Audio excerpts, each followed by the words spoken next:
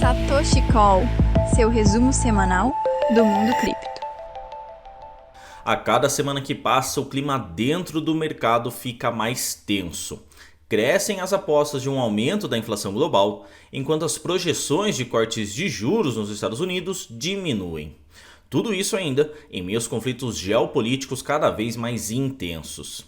Esse ambiente de incertezas tem dificultado a ação dos investidores, que estão abandonando algumas posições até que o cenário se torne mais previsível. Com isso, o Bitcoin, que perdeu 14% na semana passada, vai seguir em baixa ou será que há perspectiva de uma recuperação? É isso que eu, Beto Fernandes, analista de conteúdo de criptomoedas da Foxbit, discuto com vocês no Satoshi Call desta segunda-feira, 10 de março de 2025. Europa. Fala aí pessoal, tudo beleza? Começando o Satoshi Call nessa segunda-feira, o Satoshi Call pós-carnaval, né? Então tivemos uma semaninha de descanso e a gente volta agora e com uma semana agitadíssima, porque a gente teve muitos índices macroeconômicos aí para acompanhar e muita coisa para conversar. Começando dessa vez falando de Europa, que a gente teve na semana passada aí dados importantes sobre a inflação, né? A inflação consumidor, o CPI, recuou de 2,5% para 2,4% em fevereiro na base anual, mas a expectativa era de uma queda de 2,3%. Então, apesar do recuo, não veio tão em linha com o esperado pelos analistas.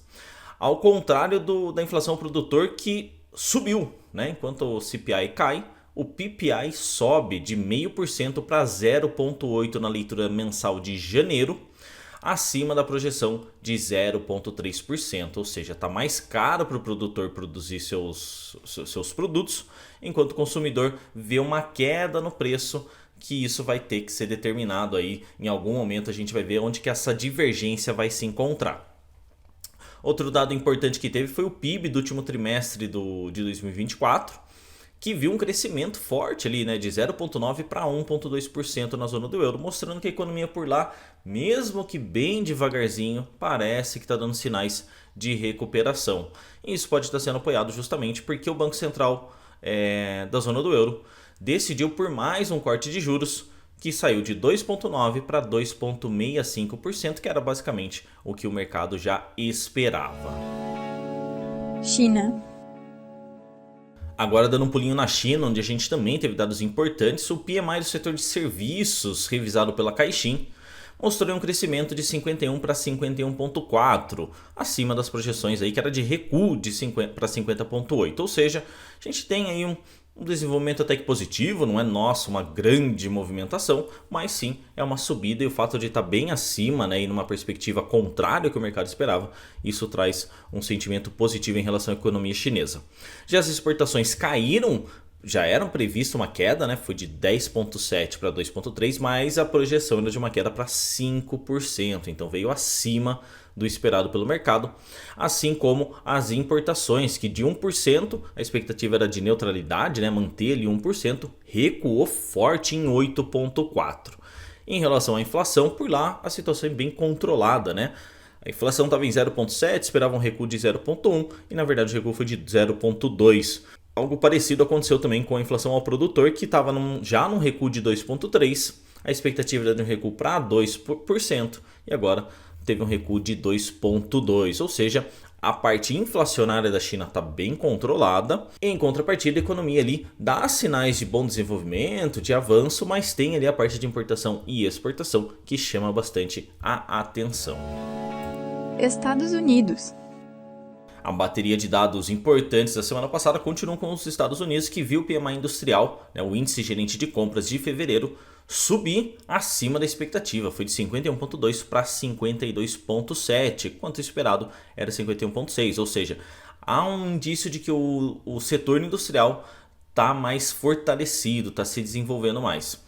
O que não acontece com o setor de serviços, que caiu de 52,9 para 51 pontos, mas ainda se manteve em território de expansão, acima dos 49,7 esperado pelo mercado. Ou seja, o mercado esperava que o setor de serviços entrasse em território de retração neste momento. E a gente teve muitos dados importantes sobre o mercado de trabalho por lá. Por exemplo, a variação de empregos privados levantados pelo ADP teve uma queda ali de 186 mil para 77 mil em fevereiro, ou seja, foi uma queda muito forte e metade do que o mercado projetava, que era de 141 mil. Ou seja, a parte de empregos privados não teve um desempenho tão bom, assim, a geração de empregos não teve um desempenho tão bom nos Estados Unidos. Já os pedidos por seguro-desemprego mantiveram ali uma média mais abaixo do que se esperava e abaixo da semana anterior ainda, ou seja, foram 242 mil na última semana de fevereiro para 221 mil pedidos na primeira semana de março, quando a expectativa era de 234 mil.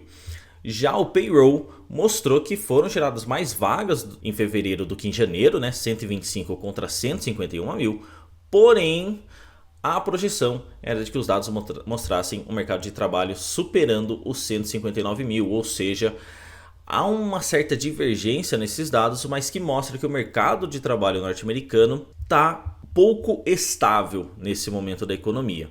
E é o que a gente vê um pouco isso refletindo na taxa de desemprego, que subiu de 4% para 4,1%. O mercado projetava a manutenção dos 4%. A gente teve aqui outros desenvolvimentos que eu vou trazer lá para a nossa parte do Bitcoin, porque isso vai ter um impacto muito grande dentro do desempenho da criptomoeda e que, se a gente deixar aqui solto, pode ser que fique um pouco confuso para a gente fazer essa discussão. Então eu vou jogar agora para a gente poder falar um pouquinho do Bitcoin.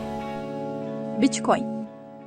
Bom, no caso da criptomoeda, a gente teve uma queda, né, acentuada. Só na semana passada a gente perdeu mais 14% de valor ali, considerando no par com o dólar, o que trouxe o Bitcoin a operar próximo da casa dos 80 mil dólares. Nesse momento, agora que eu falo com vocês, está operando na casa dos 82.800 num movimento de recuperação, pelo menos nesse momento, aí subindo 2,68%. Mesmo assim, a gente ainda tem uma pressão bastante forte sobre o Bitcoin. O que está acontecendo com a criptomoeda? Bom, para começar, né, eu estava falando de Estados Unidos agora há pouco, boa parte disso tem a ver justamente com os Estados Unidos. A começar pelo tarifaço aí do Donald Trump, que tem afetado muito a percepção do mercado em relação aos ativos, em relação à própria economia global, né? Conforme essas tarifas vão sendo implementadas, que começou com o Canadá e México e agora se expandiu para a Europa e China, e pode respingar inclusive no Brasil, isso acaba trazendo uma perspectiva muito dura para o próprio mercado norte-americano de inflação, ou seja, a possibilidade da inflação subir por lá é grande,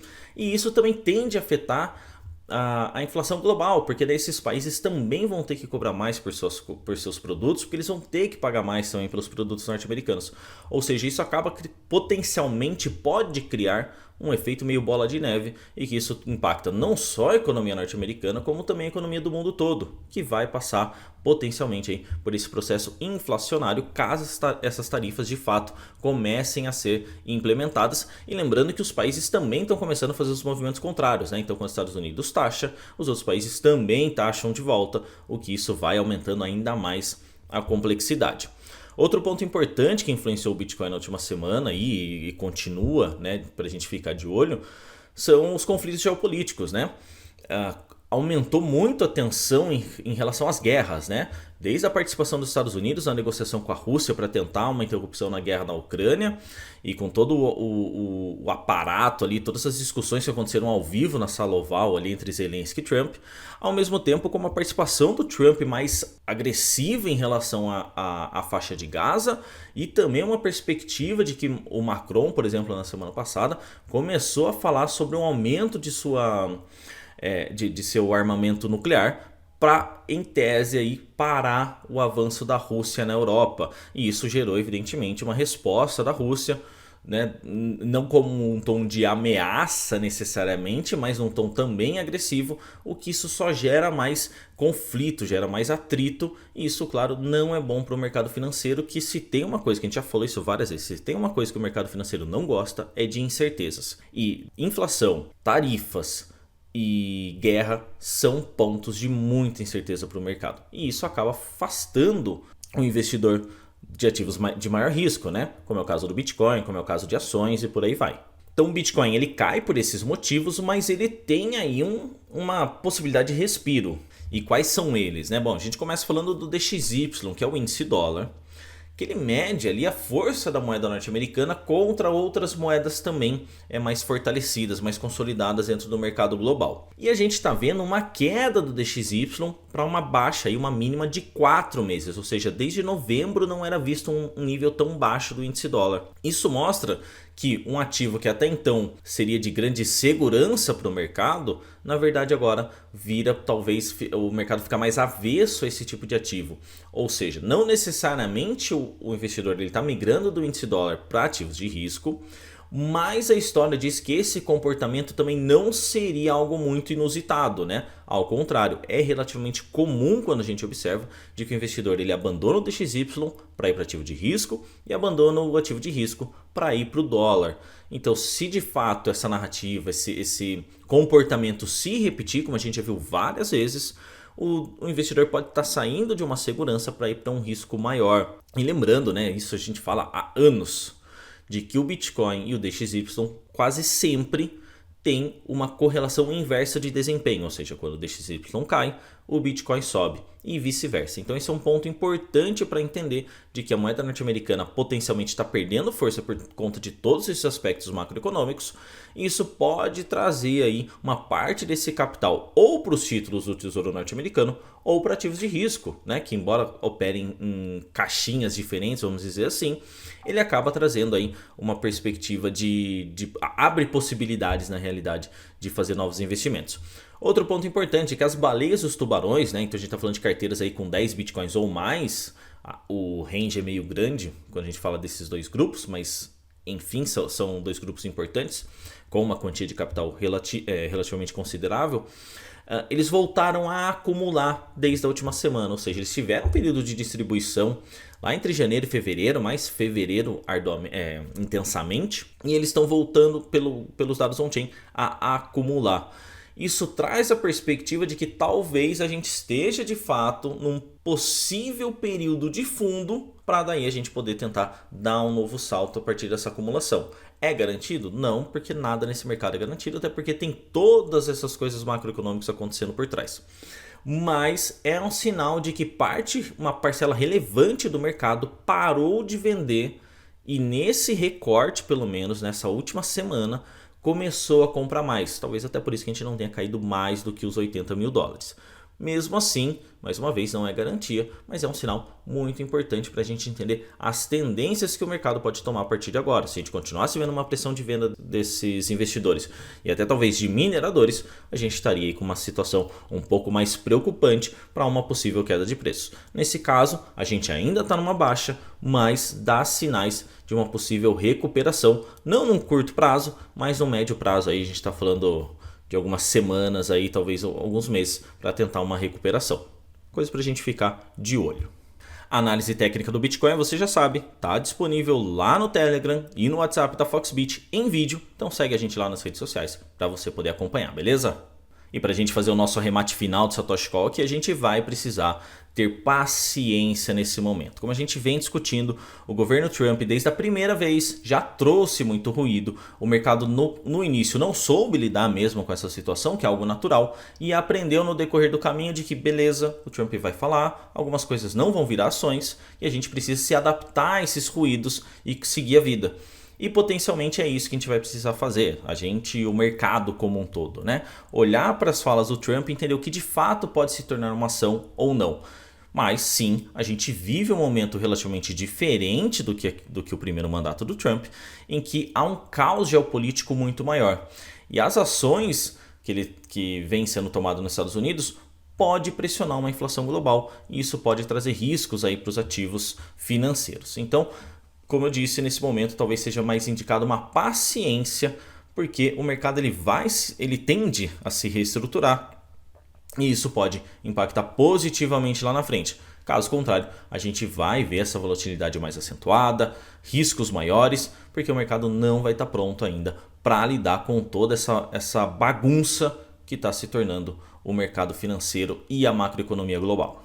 Bom, pessoal, esse foi o Satoshi Call dessa segunda-feira, 10 de março de 2025. Eu, Beto Fernandes, analista de conteúdo e criptomoedas da Foxbit. Agradeço demais a audiência de vocês. E como vocês sabem, a gente volta na próxima segunda-feira com mais um Satoshi Call, discutindo aí tanto o mercado de criptomoedas como também a macroeconomia. Valeu pessoal, forte abraço e até lá!